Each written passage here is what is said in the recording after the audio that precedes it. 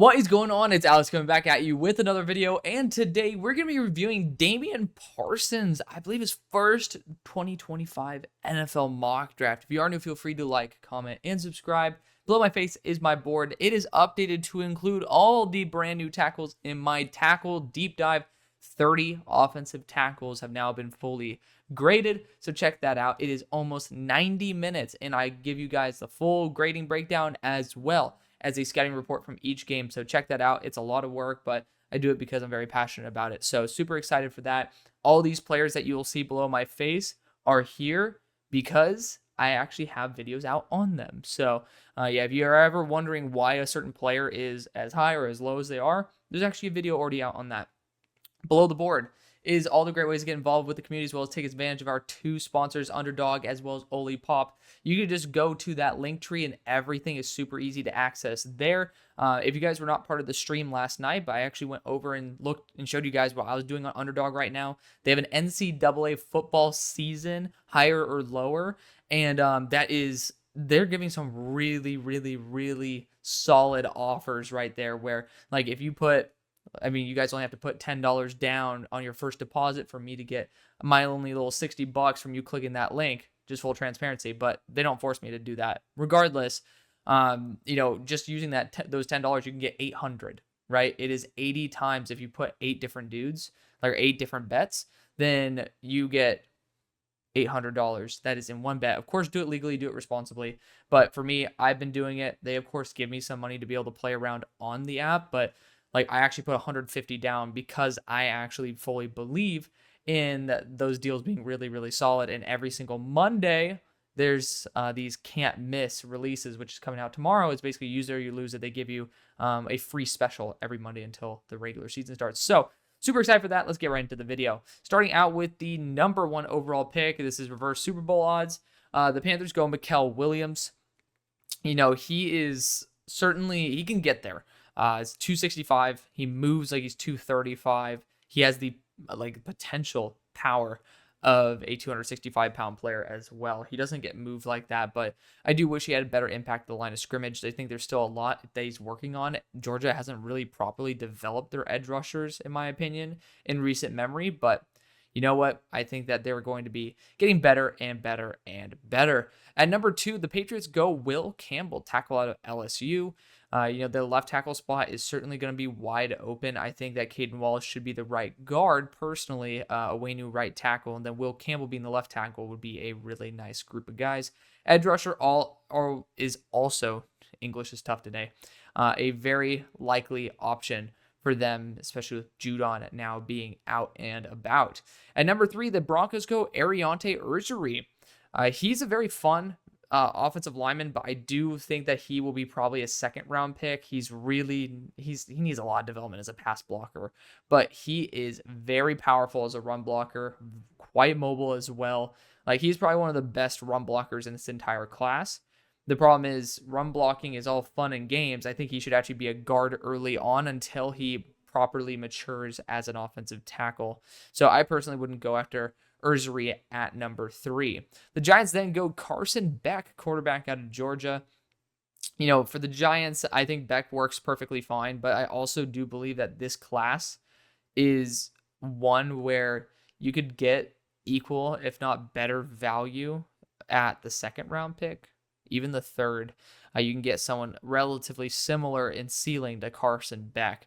So I just don't really think that forcing a quarterback that doesn't really have that same ceiling is the best idea. If they do go this route, I think they will add like 1 or 2 wins to wins above replacement wise, because I think Beck is better than Daniel Jones. But at the same time, it's not the job of the Giants to get minimally better. It's their job to actually be competitive for a Super Bowl, and I don't think Carson Beck gets them there. At pick number 5, the Tennessee Titans go James Pierce. Edge 2 is certainly one that they could still target. Arden Key still getting there, but Harold Landry, James Pierce would be awesome. He needs to develop a lot more, but I do think that he has a better foundation at the moment than Mikael Williams does. At pick number 6, we got the Commanders going Will Johnson, best player in the class by a very good margin. I think this guy's fantastic, so that would be a great idea. And then, I don't know, I hate when people don't end up mentioning the fact that you're going to pair him back up with Mikey Sainer still. Like, that's one of the coolest little side stories to these, but obviously you get that connection as well. The Saints then go Kelvin Banks Jr. at 7, so apparently, like, TDN are the Super Bowl odds are even less in favor of the New York Saints than, or New York Saints, it's funny, New Orleans Saints than what I was, and I was getting grilled because I just don't like the Saints. But I think that Fuaga should just switch back to right tackle. If they are in this situation, they have a tackle that they believe to be a pure left. It's not every single day that you get to see tackles really properly transition from right to left. We've been pretty damn lucky so far. It's just at the same time, if you have yourself somebody that you believe in, and if Kelvin Banks is someone that you believe in, then this is a no-brainer pick. Kelvin's a little bit lower on my board, but I do respect it nonetheless. Vegas Raiders then go Shedeur. It just doesn't seem like Antonio Pierce would be the biggest fan of the, I guess, for a lack of a better term, the entitlement that comes with being Shedeur Sanders. But at the same time, I made plenty of claims about that. I'm kind of just done bagging on the dude. You want to see me actually break down why I'm not a huge fan of Shedeur Sanders? Go check out the video for a quarterback breakdown. Go check. Well, I've changed my quarterback rankings a little bit, but it's not worth it based on the minute changes to actually comment and make a new video on it.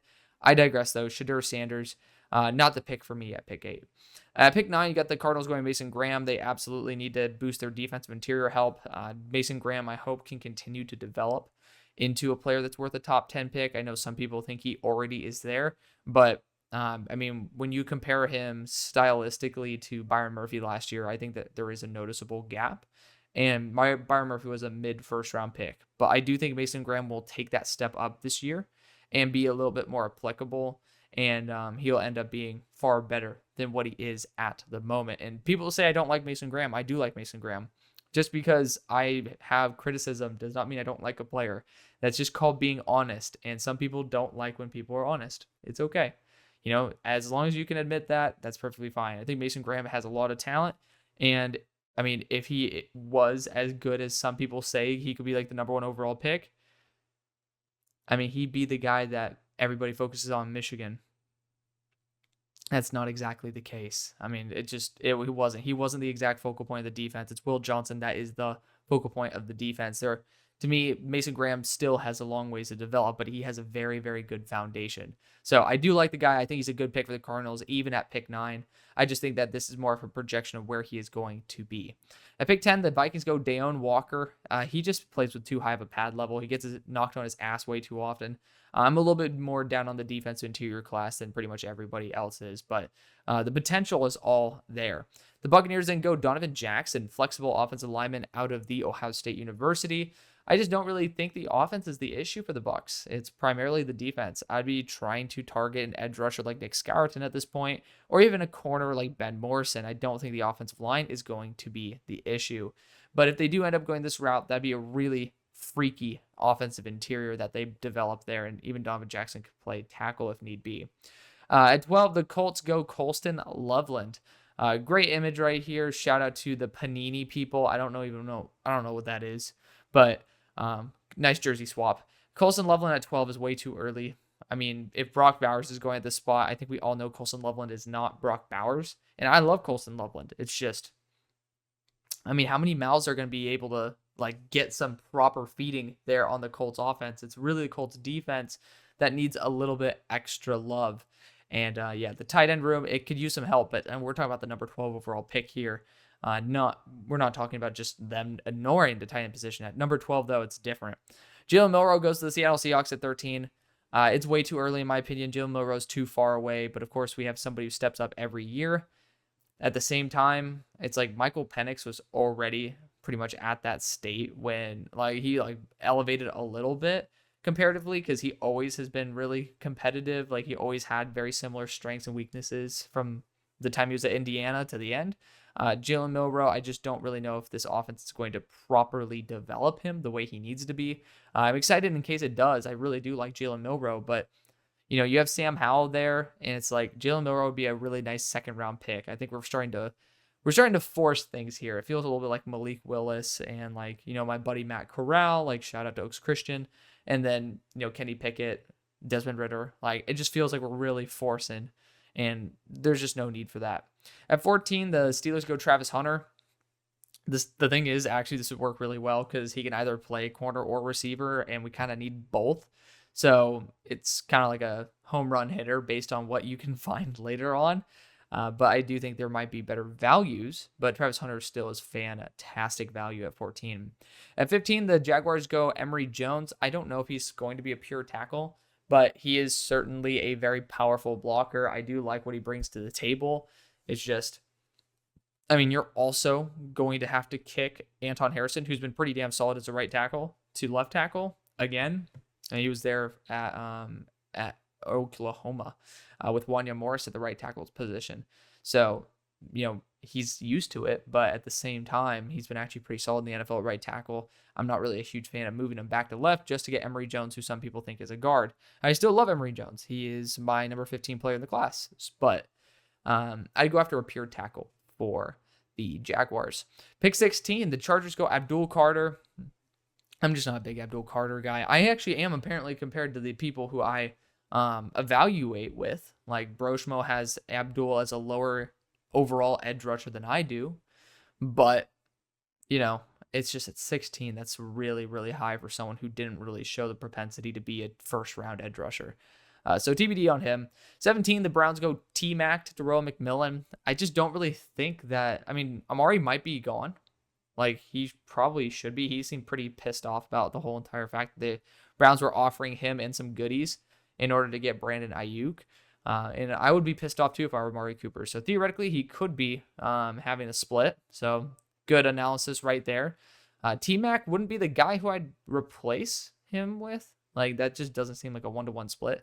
But I guess if you're talking about T. Higgins, Mike Evans type of receiver, I could see it happening. I could.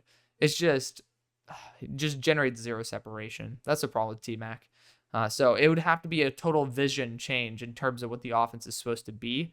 But if the vision really fits a red zone possession receiver, then, I could start understanding that. Bears then going after a guard here in Tate Ratledge. That's a misappropriation of funds in terms of draft capital. Nick Scourton would be my choice in a heartbeat, but I would even be looking at the left tackle position with guys like Jack Nelson at 18. At 19, the Rams go Emeka Egbuka. I feel like Emeka is going to be a Ram. I don't know why. Maybe it's because of Puka Nacua. Like, I just feel like this is just the name sounds Los Angeles Rams, Emeka Egbuka. But at the same time, names, like the sound of a name doesn't really give you any actual indication that the player belongs on the team. And I just don't think the Rams would invest their first round pick in someone who hasn't really fully been healthy. Hopefully he can. But when the current player he was last year, and most likely probably still kind of is, because he doesn't seem to be 100% just yet, is not worth the 19th overall pick. And I'm a sucker for Emeka Egbuka. I'm a sucker for Ohio State. That's my team. I like to wear Penn State stuff, but that's just because I'm a Big Ten type of dude, and Penn State has some really freaking good defenders. But for offense, I'm like Ohio State guy through and through. And Emeka Egbuka has a bit of a ways to go in terms of health to be able to be worth that number 19 overall pick. At 20, you got the Dolphins going Kenneth Grant, defensive interior out of Michigan. They do need some help on the defensive interior. Kenneth Grant brings size, speed, and pass rush ability. I think that's a match made in heaven. 21, the Falcons go Ben Morrison. Ridiculous that he's here, but he's my number 2 player in the class. So, I think that it works perfectly. It's probably the one position they really need to focus on, besides getting another safety, because even though you guys just brought on a guy in Justin Simmons, he's pretty much going to be there for 1 year. So not going to be somebody who's on the team at this point. At 22, the New York Jets go Malachi Starks, safety out of Georgia. Malachi Starks is my number 14 player in the draft, and he is super flexible, very versatile. I would love to see how the Jets could deploy Malachi Starks. At pick 23, you got the Packers going Nick Scourton. It's not like they need it, but at the same time, if they start cutting dudes, and Lucas Van Ness, who I was not a fan of, I say he's a one-trick pony, and he so far has just not been like the fully well-rounded pass rusher that people thought he'd develop into. Nick Scourton is exactly what I think people want Lucas Van Ness to have been. So I think this would be a great pick if Preston Smith becomes a cap casualty. But this team doesn't really need much. They're super duper deep at most positions. It's just, you're going BPA at this point, and I support it. Bills then go JT Tuimoloau. Edge rusher is a position they definitely need to focus on for the future. I'm not fully sold on JT being the guy I'd go after, but at the same time, especially with Terrell Bernard tearing his, I'm forgetting what, he's out for the year if I'm not mistaken. I would be actually open to Harold Perkins and kind of developing him in that rotation. I hope I didn't say Terrell Bernard. I meant to say Matt Milano, but regardless, one of their linebackers is out for the year. I could see Harold Perkins being a hybrid edge / linebacker that they could deploy and kind of use like Terrell Bernard. But at 25, the Cowboys go Luther Burden. That is proper if CD Lamb ends up leaving. I don't trust Luther Burden on the boundary, and CD Lamb's a slot guy. So you're going to have a little bit of an overlap of duties. At the same time, you might want to just figure that out after the fact because the talent is certainly there. At 26, the Bengals go Oscar Delp. I think they've been looking for a tight end for a long time. Oscar Delp is a fantastic option. There might be some other positions that I draft for like a more long run approach, but Oscar Delp is far from a bad option at the moment. At 27, the Texans go Walter Nolan. I think defensive interior is a need for the Texans, and Walter Nolan brings a lot of explosiveness and a lot of tools for his size, and he's sub 300, but he's just somebody that plays larger than that. I could totally see him being worth this pick. It's just at the moment, I don't see the effectiveness. It's more of you see what he could be. The Texans, though, do need some defensive interior help. Philadelphia Eagles go Jonas Savanea. He could probably fit as that right guard if Steen can't really hold up there, and he could be developed as that right tackle for the long run. So I could understand that for sure. I think that he would be the successor at right tackle. I just don't really, it's going to be tough to be able to develop him quick enough to be able to play that right tackle spot when Layton is gone without a massive loss in efficiency, because he's still very, very green, but a really solid player nonetheless. Pick number 29, the Lions go Patrick Payton. He's a solid edge rusher, still very, very raw, great athlete, but he also boosted his weight noticeably. So we'll see if he can remain as athletic, because Jared Verse last year got up in weight and looked a little bit sluggish. I'm hoping Patrick Payton doesn't have the same. And then you could tell as the year went on, Verse shed off a little bit of that weight and got back down to 255 where he really belonged. And he ended up looking really solid. So maybe they can cut the bulk a little bit early, if you get what I'm saying. Pick number 30, they got the Ravens going Alec Iomanor. He is a fun receiver, man. He can absolutely toast defenders. If he gets like a sniff of blood in terms of, he can actually just dominate, he's going to take it. And I love that about him. He really is dominant, and he got better throughout the season as well. Not many players. I mean, I'm sure they're doing this because the Steelers got Travis Hunter. I would be scared shitless if I'm going to be blunt, but also Travis Hunter was playing both sides of the ball, so maybe a healthy Travis Hunter can do a little bit better of a job. I digress, though. You're getting more and more weapons. It's like, how many weapons does Lamar need? Not saying Lamar is ass at all, because he's a great player, but there's a certain point where you have to start asking, like, how many weapons are we going to be adding? Or maybe should we reevaluate the people who are making decisions on selecting all these weapons? Because we keep throwing shit at the wall and nothing is truly sticking in terms of that frame of receiver. So maybe bring in some new perspectives. I'd be willing to pick up the phone, but I digress. Alec Iomanor would be a really interesting, maybe a little bit early, but still a very solid option for the Ravens. Blake Miller for the Niners at 31 is fantastic. Super high floor, not really somebody who's all the bells and whistles, but honestly just a really solid blocker. My only issue actually is in the run game on the move. I think he needs to just be a little bit more calm, but he's going to be an upgrade nonetheless. I'm a fan of developing the offensive line. And at 32, the Chiefs go Sebastian Castro, defensive back out of Iowa. That is really intriguing, because I love Sebastian Castro. You see him on your screen. Where's he at? He's at number 16 overall. He's a feisty, big-hitting, extremely high IQ defensive back. He's just not very athletic. So I just think that would be his downfall. But, maybe if he ends up adding a little bit of athleticism to the table, this dude could be worth a top 10 pick. I think he's that special. So we're going to leave it there. That's going to be the video. Thank you so much for watching. I love you. See you on the far side.